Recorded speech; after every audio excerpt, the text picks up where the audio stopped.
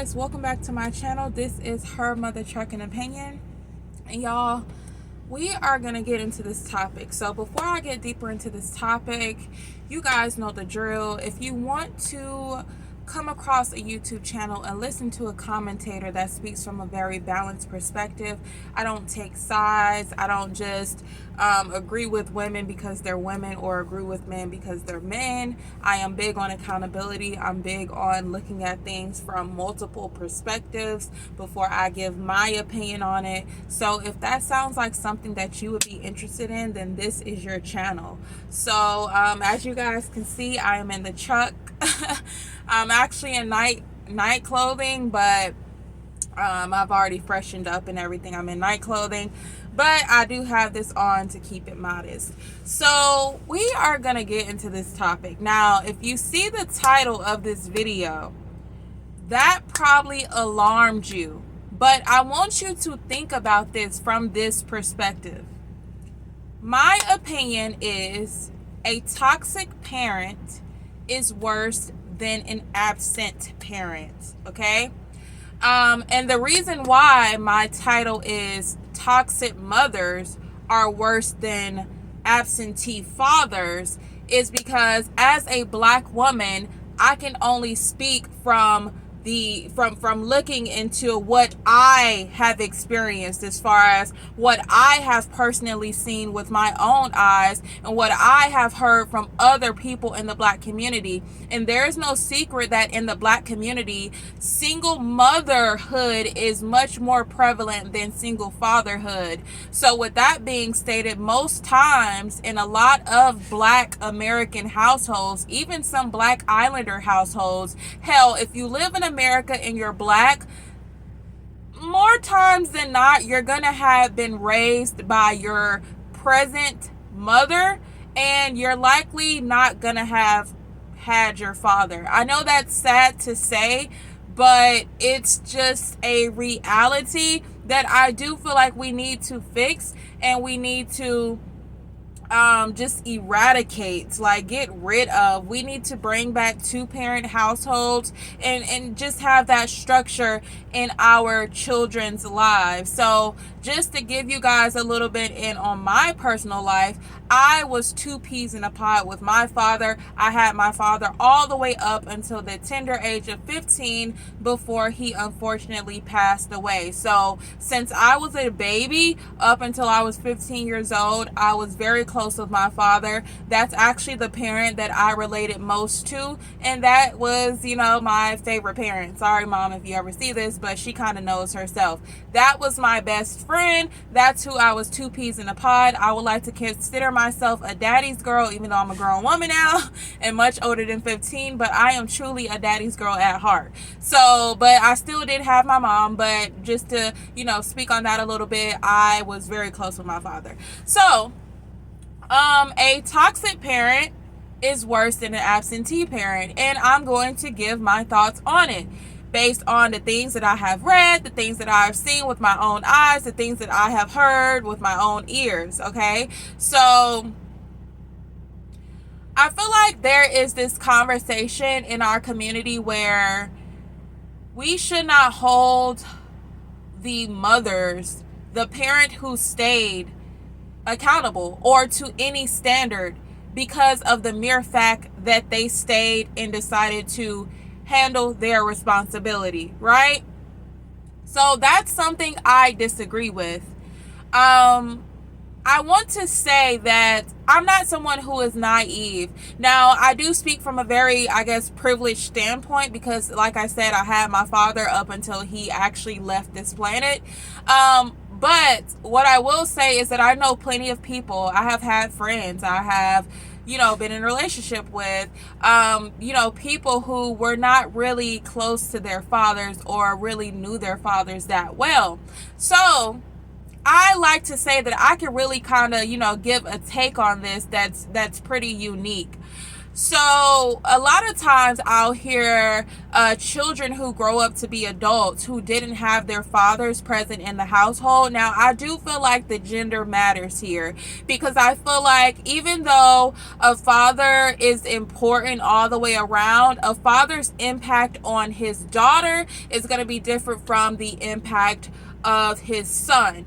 The same way a father's absence is going to impact the daughter in a different fashion that it impacts the son. So,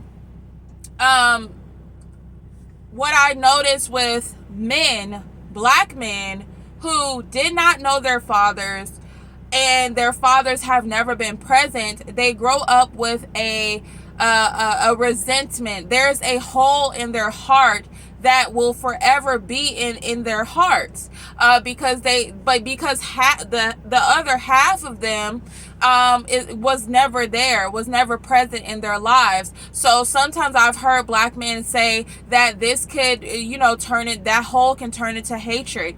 It could turn into a feeling of abandonment. It can turn into feeling unwanted. It can turn into kind of hating yourself or disliking yourself, because you feel like your existence on this earth is you're the problem. You feel like your existence on this earth is why your father isn't present in your life, right? So abandonment, hatred, just anger, built up anger, frustration, and much other things, right? But that just covers the meat of the situation, as far as some of the feelings, some of the thoughts that boys that grow up into men can have when they didn't have their fathers in their lives. And then similarly with girls who grow up and then they didn't have their fathers in their lives, it could, some of those questions, the feeling like you're the problem, feeling like you're the fact that you exist is why your parent isn't there, feeling like maybe if you didn't come into this planet, maybe, things would have been different, just kind of viewing yourself as the problem. And, being lonely, that space, that void.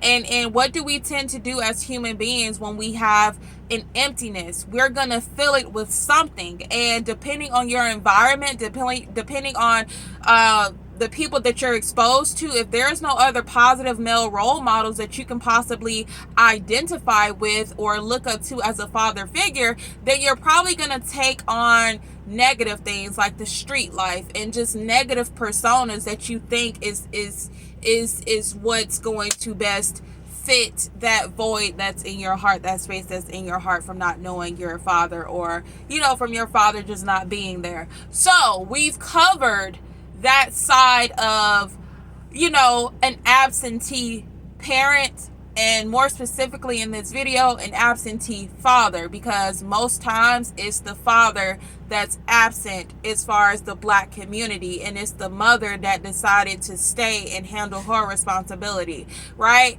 So, but my title is toxic. So I want you guys to pay attention to the title. Toxic parent worse than absentee parent. Toxic mother is worse than an absent father. A father that has never been there. You don't know him. You just don't know what, you just don't know, right? You're going to be sad, depressed, all the things that I described earlier, because you just don't know this person. But that's the bulk of that, right? Now, you take a toxic parent. Now, let me explain what I mean by toxic parent, right? You take a parent who is your number one bully. This is before you were able to even go to school and experience bullying like most of us have, right? It's kind of a part of childhood, unfortunately. Well, you experience that right in your household every day from your toxic mother, whether she is physically abusing you, whether she is verbally abusing you, mentally abusing you, emotionally abusing you, calling you out of your name, beating you, just for the sake of beating you, because maybe there are things going on in her life, because our mothers are humans, right? Just like our fathers are humans. So perhaps she's going through things in her personal life, and her stupidity leads her to take out her anger, her lack of contentment with herself onto her children. So being verbally abused, mentally abused, just all of this trauma in this household that you have to live in every single day, that trauma is going to outweigh severely. I don't care what anybody says. And if you disagree with me, you are delusional. Okay? That trauma, hearing maybe you're not ish, you will never amount to ish, you ain't ish like your father, you are the reason your father don't want you. Let's see some other things that just I have heard my peers say that their mothers have said to them, right? So, like I said, you ain't ish, you're not gonna amount to ish, you ain't ish like your father, actually putting their hands on you. If you guys see by the thumbnail beside my face, I have a screenshot of this 27-year-old mother who is a mother of 3 who recently was imprisoned. Well, not in prison, but she's indicted and she's in jail for first-degree child cruelty because her neighbors caught her on camera dragging her 9-year-old daughter or 7-year-old daughter. The age really doesn't matter. It's an underage child. Dragging her by her hair, calling her a B word and telling her, you know what's going to happen. Basically talking to her as if she is in another altercation with another grown woman. So you take a child like that and I don't know the specifics of the situation, but let's just say that little girl doesn't have her father. Right? That's going to be painful. That's going to be hurtful. But guess what? As she grows into an adult, guess what trauma is going to follow her more? Her mother calling her a B word. Her mother physically abusing her, causing her great harm and bodily injury.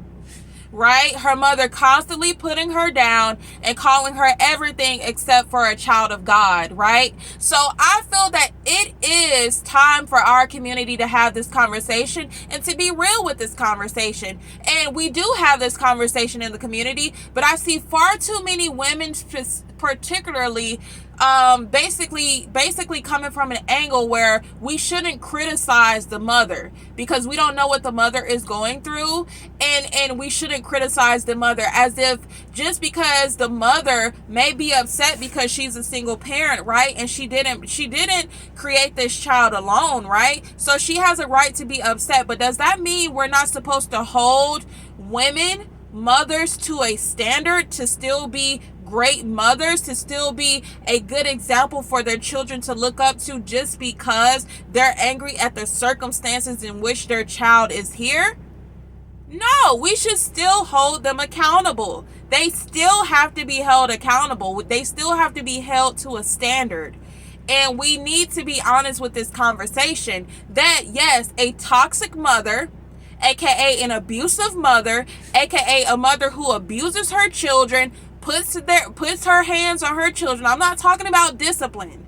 A tap here, time out, discipline, right? Rightful discipline. I'm not talking about that. I'm talking about abuse. There is a difference. So it's time for us to admit that an abusive mother, which a lot of mothers in the Black community are abusive because they're angry because of the circumstances that they're in, and they have a right to be angry, but they don't have a right to take it out on their children who didn't ask to be here, right? So like I was saying, I think it's time for us to just admit collectively that a lot of mothers really are crappy in our communities, and they too have to be held accountable for the children that are out here acting belligerent, going crazy. Yes, we can ask, where is the father? Yes, we can ask why wasn't the father present? Right? We can ask those questions. Those are valid questions to ask, right? But in the same breath, we can't ask those questions with a purpose of dissolving any responsibility on the mother, because that's oftentimes what I see happening. Like, if a mother is caught doing something abusive or doing something bad to her child, and we try to hold the mother accountable for that. Well, where's the dad? Well, why isn't the dad there? Well, the mother is doing the best that she can. Well, what else they say? Well, the mother stayed. At least the mother stayed. At least the mother is there with the child. At least the mother is handling her responsibilities. That's not enough, you guys. That's not enough. Because if you're going to be abusive, if you're going to be an abusive parent, if you're going to be, let me pause this. I'm not sure what's going on outside my truck. Let me check real quick. Okay, I'm back. So like I was saying, if you're going to be an abusive mother, a just unfit mother, then you are worse than the parent that's just not even there, right? A lot of children go through hell, go through absolute hell and torment and bullying in their own households.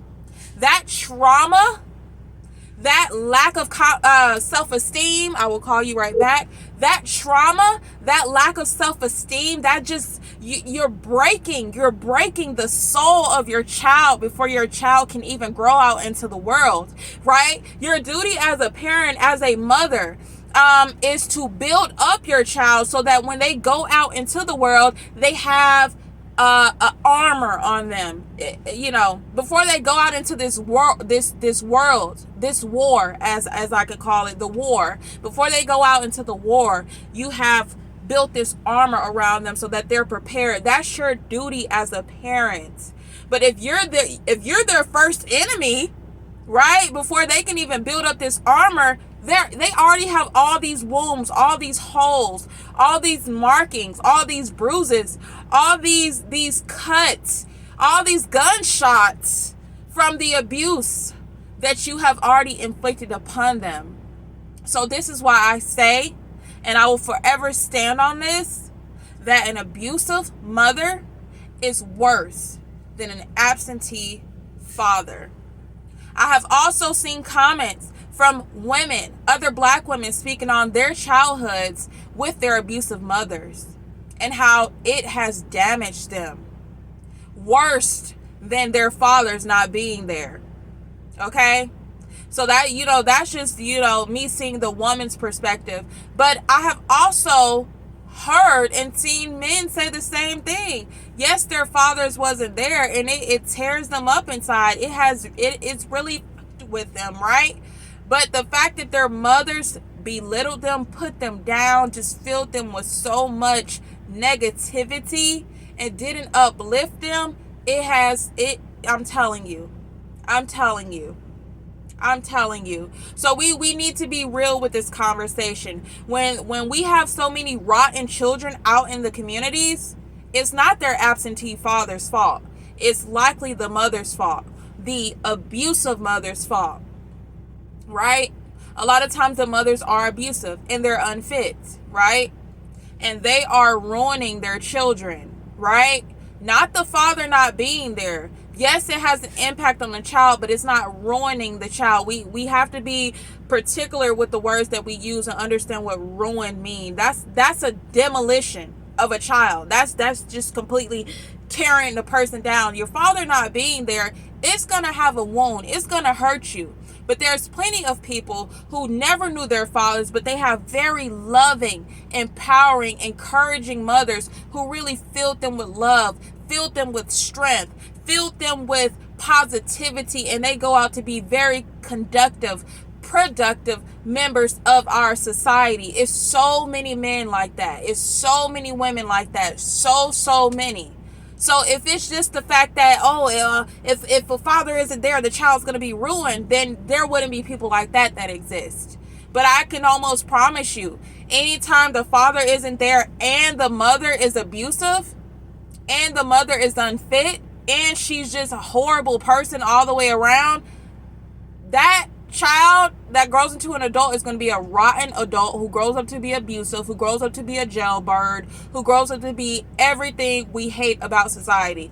That's what creates that person. That's my thoughts.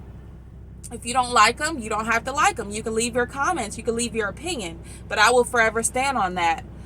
A mother who is toxic, who is abusive, who is unfit, who does not speak life into her children, who torments her children, who is her children's first bully, is always going to be worse and leave more trauma, more destructive trauma in a child that child is going to need therapy. That child is going to absolutely need some therapy. If they don't get therapy, they're going to be up members of society, right? Than the father just simply not being there and them not knowing their fathers. That's my thoughts. Thank you guys so much for watching this video, and I will catch you guys in my next one. Peace.